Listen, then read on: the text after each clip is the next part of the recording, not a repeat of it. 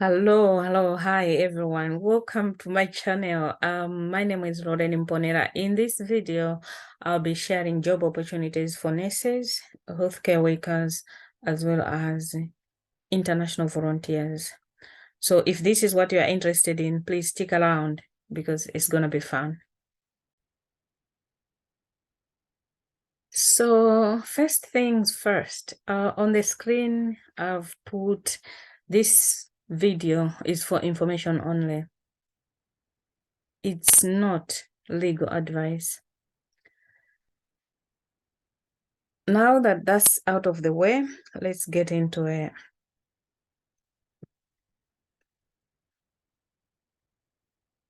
Number one of the employers is NHS Professionals. As you know, NHS is one of the biggest employers for health workers in this country. So NHS professionals are looking for nursing adult care, nursing mental health, midwifery, as well as allied health professionals. Allied health professionals is big, is wide, but these are the positions they are looking for now: radiographers, occupational therapists, operating department practitioners, chiropodists, speech and language therapists, physiotherapists, sonographers, paramedics, and dietitians. So what are the benefits for applying for these jobs? For nurses, we can see here registered nurses, the salary is up to 31,000, just slightly over 31,000. Midwives, slightly over 39,000, and the allied health professionals between 25,000 and 31,000. But there are also other benefits: a free air ticket to the UK, free accommodation, paid leave, and so on and so forth, including the NHS pension. So there are 60 steps to apply through NHS professionals for the positions that I've just listed. The first step is you need to meet the English language requirement. You need to show proof of English proficiency. So there are two ways that we can show proof of English proficiency. Number one is IELTS, which in full is International English Language Teaching System. They assess on your listening, reading, writing, as well as speaking skills. So when you go on this website, take IELTS britishcouncil.org/United Kingdom, what you will select is IELTS for UKVI Academic or UKVI General. One of those should do if it's for work. But the IELTS expires every 2 years, so you cannot use it after 3-5 years or so.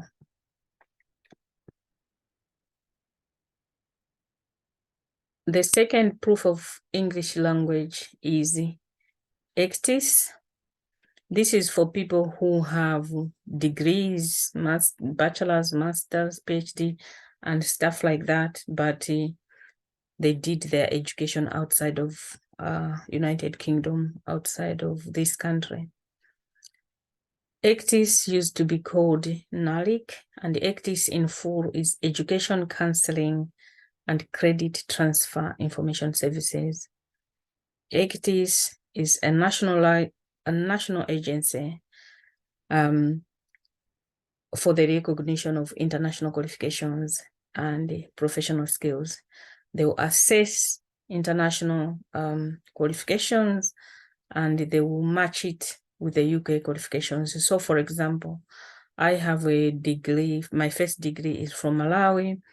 When I sent it to NALIC, then they assessed it to be at the same level as a higher university diploma for the UK. The website where you can check about how to apply Actis is provided there. By the way, I'll give you the slides, so you don't need to be taking notes or screenshots or anything like that, because you will have it in the description below. And please, for those who haven't subscribed to my channel, subscribe if this is the type of content that you'd like to hear. Number 2, the second step for NHS professionals is making an application with NHS Professional. If you have the English language, you have met the English language requirement, you have the certificate, then you can go ahead on this website to apply. There is a preliminary screening questionnaire which you fill. They will also require the English language certificate that you have just achieved or that you have just sat for and passed with your CV for the members of staff to make a decision on your application. Step number 3 is interviews with the NHS trust of your choice. NHS professionals have works for over 120 NHS trusts. It comprises of 120 NHS trusts, and so it will depend on your preference. If you don't have a preference, fine, but if you have preference for different reasons, for example, if you already have maybe a relative who lives in Leeds, you would want to go and be working at NHS trusts in Leeds or stuff like that. Yeah. Once you've passed the interviews, then you can register with the Nursing and Midwifery Council, in short, NCM. This applies to the nurses.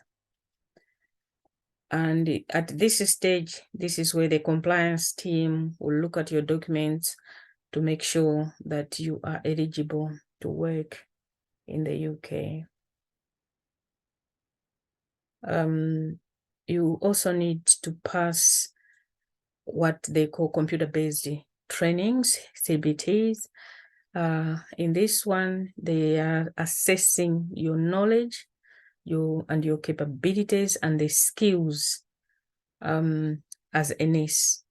Can this person work as a nurse in the UK? If you pass this stage, the next stage is NHS professionals providing a certificate of sponsorship to you. So how do they do that? There's a guidance here by the Home Office, which I just took a screenshot, which says the certificate of sponsorship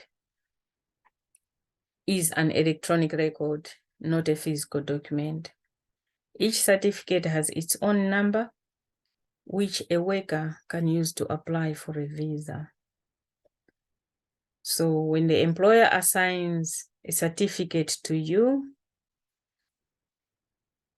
you should use it within the 3 months that you have been given the certificate. You cannot use it after 3 months. The next step is visa application, which is the last stage. So everything that they require from you to apply for visa, like the police checks, like TB tests and everything. If we go on this website, let's try and see. You go on this website, it will, yeah. You just apply for the visa. The documents required are listed here as well. So you can just read and make sure you supply all of this before you hit the apply button. And voila, if you're successful, then you move on. The second website, the first one was NHS Nationals. This is NHS Scotland. If you are interested to settle in Scotland, to work in Scotland, these are the websites that you can check. We can also open and see what's going on there. NHS Careers.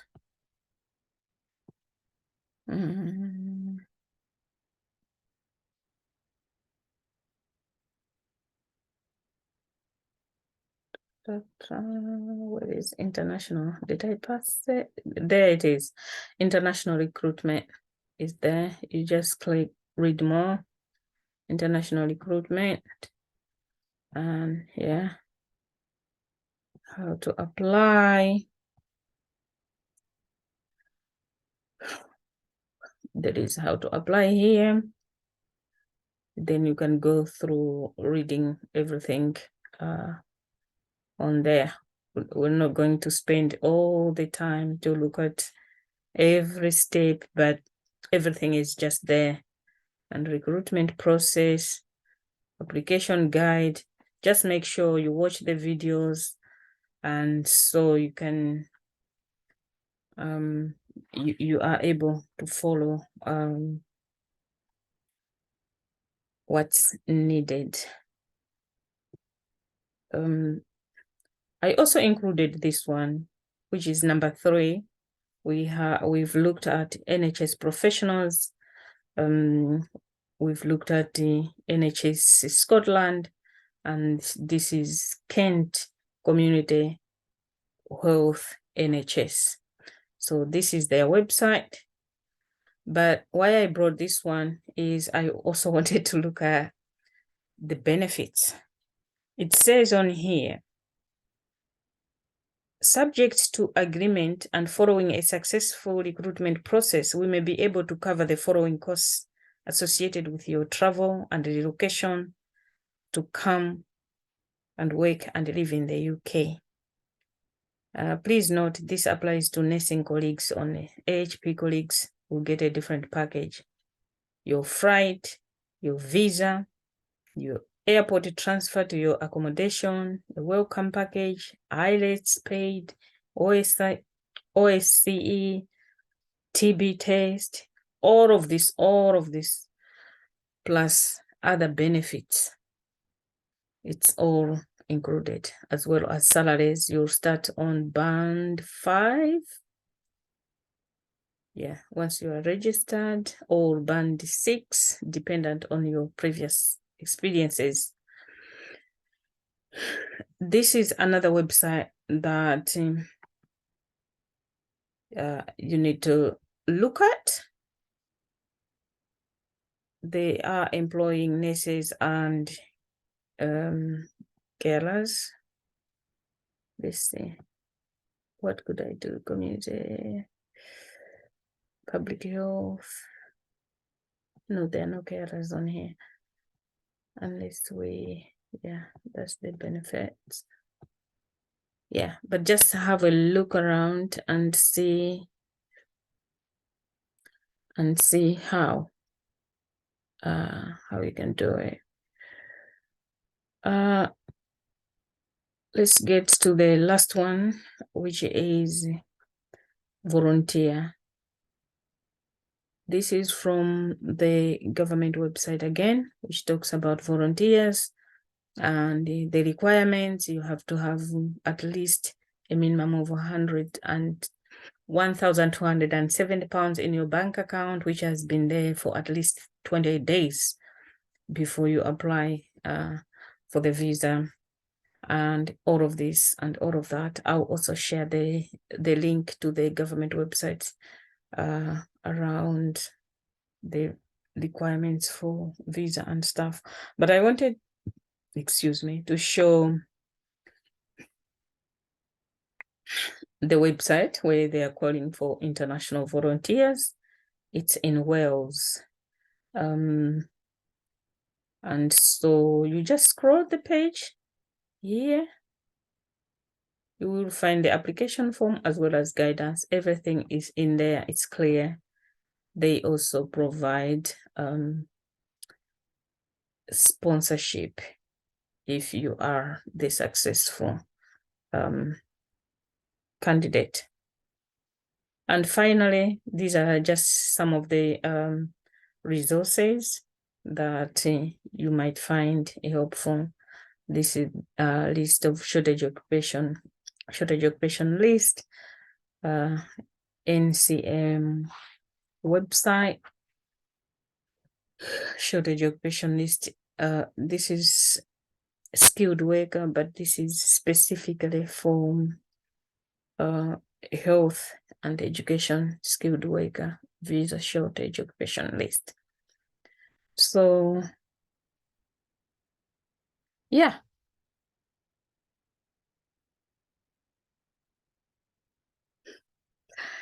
this is it. So hopefully it was helpful in some ways. Please leave a comment below, or if you have questions, please ask questions. If there's anything that you think I can help with by making another video, I'll definitely do that.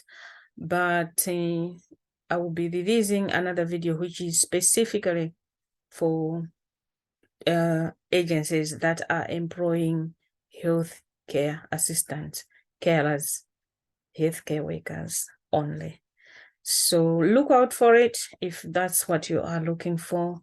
Otherwise, please subscribe to my channel. I will appreciate it. And hit a like if you liked what you saw. And yeah, thank you so much.